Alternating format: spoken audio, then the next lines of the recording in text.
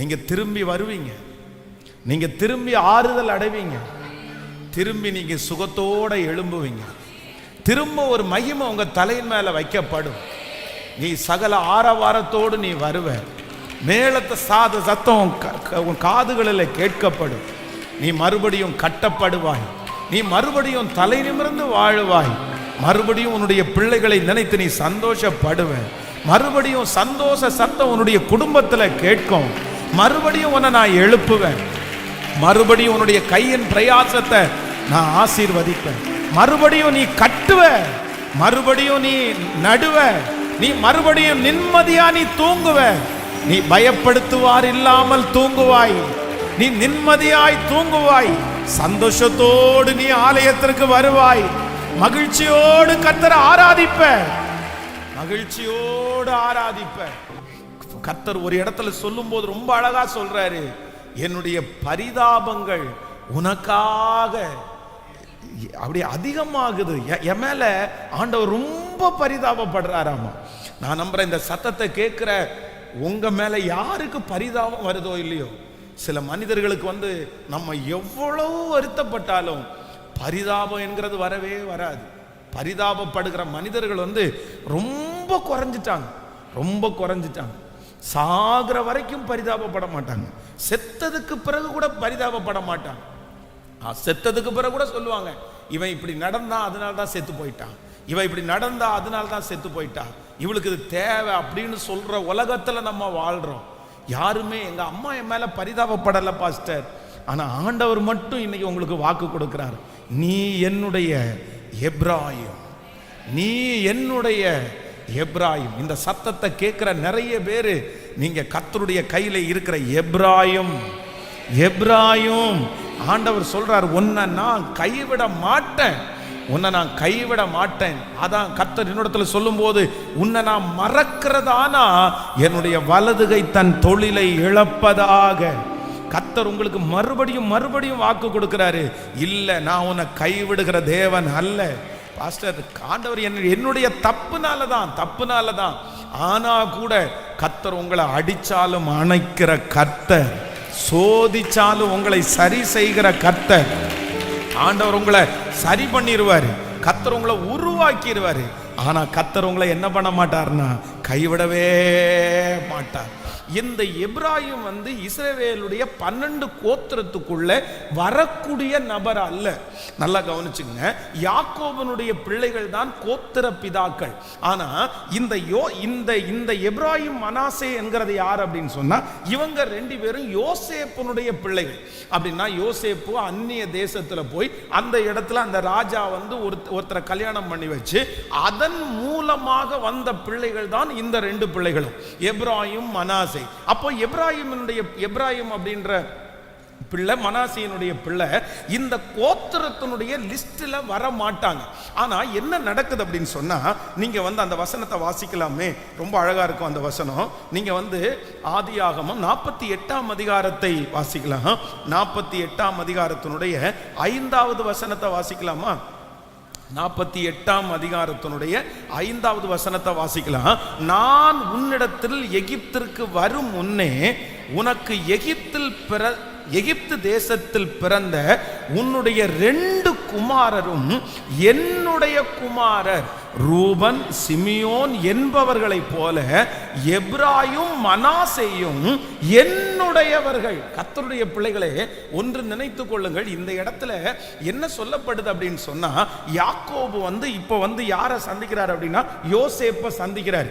யோசேப்பை சந்திக்கும் போது யோசேப்பு சொல்றாரு, இந்த ஊர்ல எனக்கு ஆண்டவர் 2 பிள்ளைகளை கொடுத்திருக்கிறாரு, எப்ராயும் மனாசேன்னு 2 பேரை கொடுத்திருக்கிறாருன்னு சொன்ன உடனே அவங்க அப்பா என்ன சொல்றாரு அப்படின்னு சொன்னா, இத பாரு, நீ இதுவரைக்கும் பெத்த அந்த 2 பிள்ளைகளும் இது ஓம் பிள்ளைங்க இல்ல, இது ஓம் பிள்ளைங்க இல்ல, இது யார் பிள்ளைங்க? என்னுடைய பிள்ளைங்க. இனி பெத்து வேணா நீ வச்சுக்கோ, இனி பிறக்கிற பிள்ளைங்க எல்லாம் உனக்கு சொந்தமாகட்டும். ஆனா இப்ப இருக்கிற இந்த 2 பிள்ளைகளையும் இது என்னுடைய பிள்ளைங்க. அதுவும் யார போல என்னுடைய பிள்ளைங்க அப்படின்னு சொன்னா, ரூபன் சிமியோன் என்பவர்களை போல எப்ராயிம் மனாசே என்னுடையவர்கள். ஹல்லேலூயா.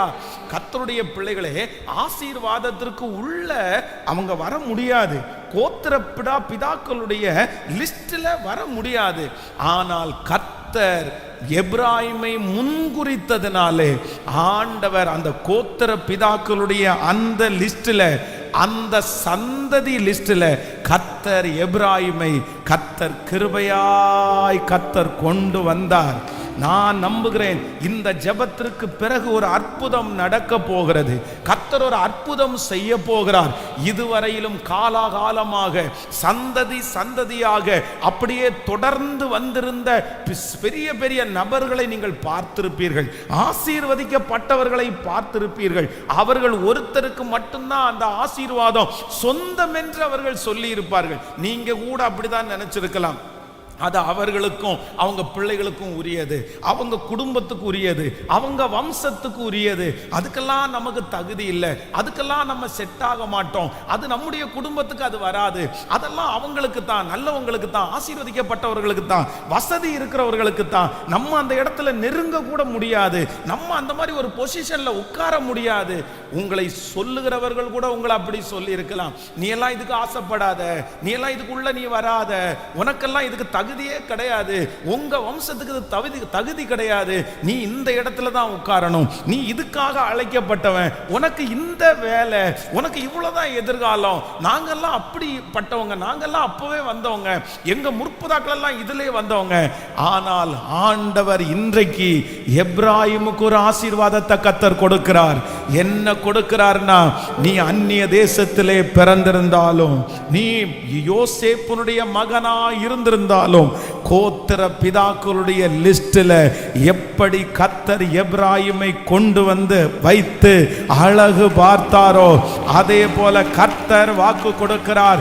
எப்ராயிமே, நான் உன்னை எப்படி கைவிடுவேன், எப்படி கைவிடுவேன்? தகுதியே இல்லாத ஒருவனை கர்த்தர் மீட்டெடுத்து யாக்கோபனுடைய வம்சத்திலே கர்த்தர் கொண்டு வந்து கோத்திர பிதாக்களாய் மாற்றினது போல கர்த்தர் இன்று வாக்கு கொடுக்கிறார்.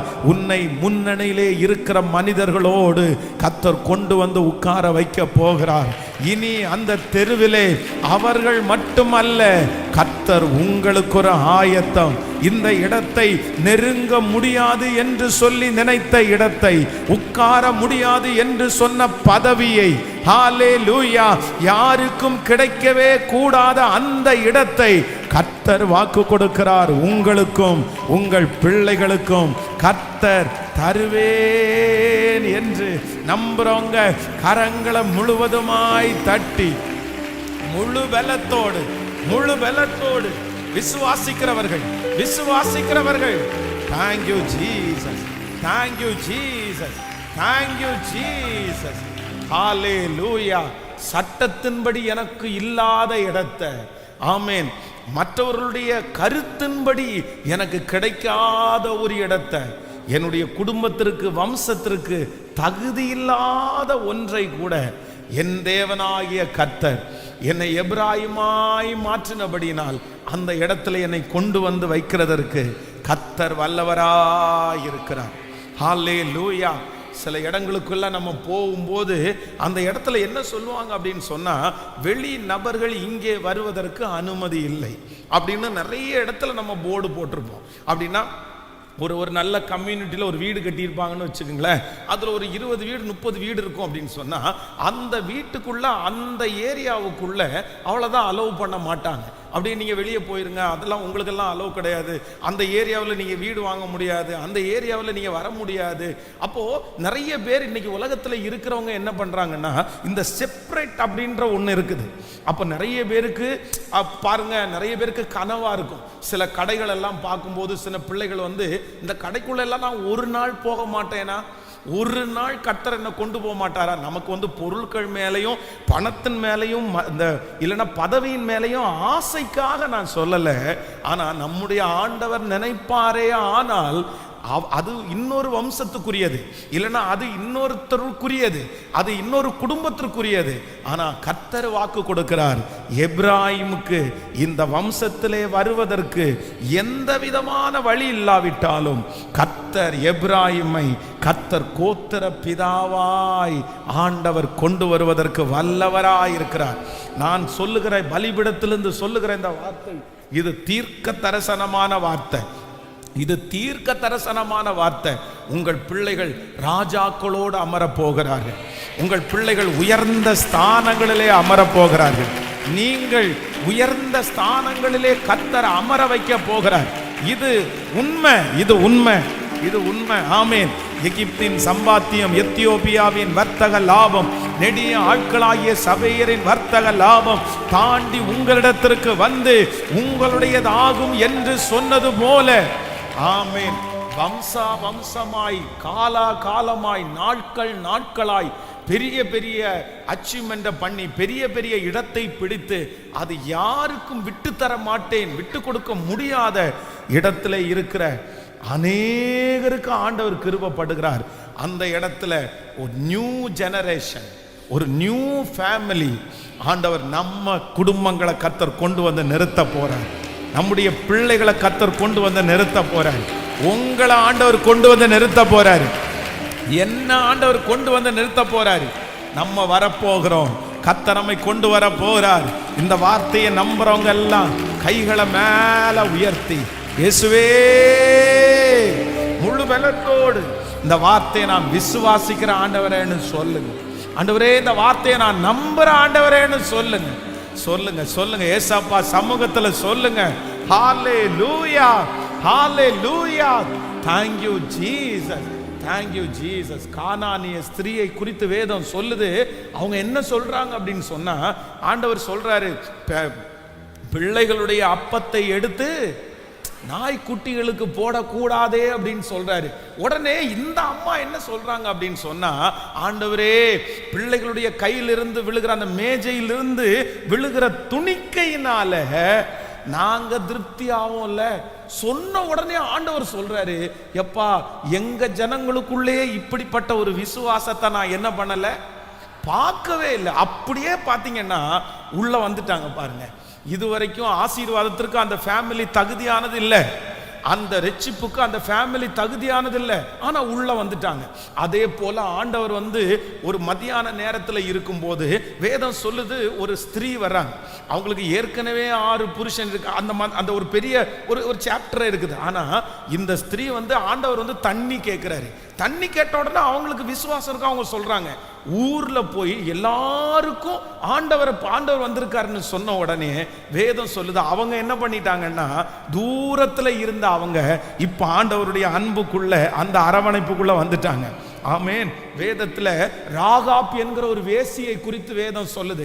அவங்களை குறித்து சொல்லும் போதே அவங்களுடைய பட்டப்பேரு இல்லைன்னா அவங்களுடைய வேலை அந்த மாதிரி ரொம்ப ஒரு வித்தியாசமானது. ஆனா 2 பேர் உள்ள போறாங்க, அந்த வேவு பார்க்க போறாங்க.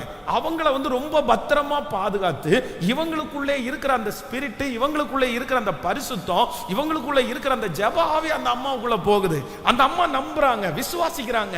நான் ஆண்டவர் உங்களை சந்திக்கும் போது என்ன கூட்டிட்டு போவீங்களா? இப்ப பாத்தீங்க அப்படின்னா அந்த விசுவாச பட்டியல்ல இந்த அம்மாவனுடைய பேரை உள்ள கர்த்தர் கொண்டு வர்றாரு. அது எப்படிங்க கொண்டு வர முடியும்? அது எப்படிங்க கொண்டு வர முடியும்? உலகத்துல இருக்கிற மனுஷன் கொண்டு வர முடியாது. உலகத்துல இருக்கிற மனுஷன் கொண்டு வர மாட்டான். ஆனா என் கர்த்தர் நினைப்பாரே ஆனால் முக்கியமான இடத்துல, மெயினான இடத்துல, ஹalleluya, ஹalleluya, அதுதான் எனக்கு சத்துருக்கள் மத்தியிலே பந்தியை ஆயத்தப்படுத்துகிற கர்த்தர். எனக்கு இந்த வார்த்தையை பிரசங்கம் பண்ணும்போது எனக்கு தெளிவா தெரியுது. நான் அதை ஆவியில களிப்போட அந்த வார்த்தையை சொல்றேன், ரொம்ப மகிழ்ச்சியோட அந்த வார்த்தையை சொல்றேன். இந்த சத்தத்தை கேட்கிற நிறைய பேரை கர்த்தர் மெயின் லிஸ்ட்ல, இதுவரையிலும் ஆக்குப்பை பண்ணிட்டு இருந்தவங்க மத்தியில, இதுவரையிலும் புடிச்சிட்டு இருந்தவங்க மத்தியில, நாங்க இதை விட்டு தர மாட்டோம்னு சொல்லிட்டு இருந்தவங்க மத்தியில, இந்த இடத்துல யாருமே வர முடியாதுன்னு சொன்ன இடத்துல, எங்களுக்கு காலகாலமா அது எங்களுக்கு தான் சொந்தம்னு சொன்ன அத்தனை பேருக்கு முன்னாடி கர்த்தர் சிலரை முன்னணியிலே கர்த்தர் கொண்டு வருகிறார், கொண்டு வருகிறார். என்னை ஆண்டவர் கொண்டு வருகிறார், என் குடும்பத்தை ஆண்டவர் கொண்டு வருகிறார். ஹல்லேலூயா. என் பிள்ளைகளை ஆண்டவர் கொண்டு வர்றாரு. கைகளை மேல உயர்த்தி நான் நம்புறேன். இந்த வார்த்தை எனக்கு தான், இந்த வார்த்தை என் தலை மேல இருக்கட்டும். பெரிய பெரிய தொழில் செய்றவர்களுக்கு முன்பாக ஆண்டவர் உங்களை கொண்டு வந்து நிறுத்த போறார். அதே போல ஆண்டவருடைய பெரிய பெரிய ஊழியத்தை செஞ்சவங்க மத்தியில ஆண்டவர் சம்பந்தமே இல்லாத, தொடர்பே இல்லாத உங்க குடும்பத்திலிருந்து ஒரு பிள்ளைய அபிஷேகித்து ரட்சிச்சு கிருபைகளை கொடுத்து கர்த்தர் கொண்டு வந்து வைக்க போறாரு. கர்த்தர் கொண்டு வந்து வைக்க போறாரு.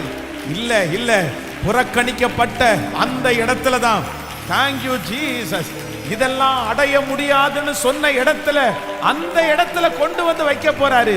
எப்ராயிமே உன்னை எப்படி கைவிடுவேன்? ஆமென்.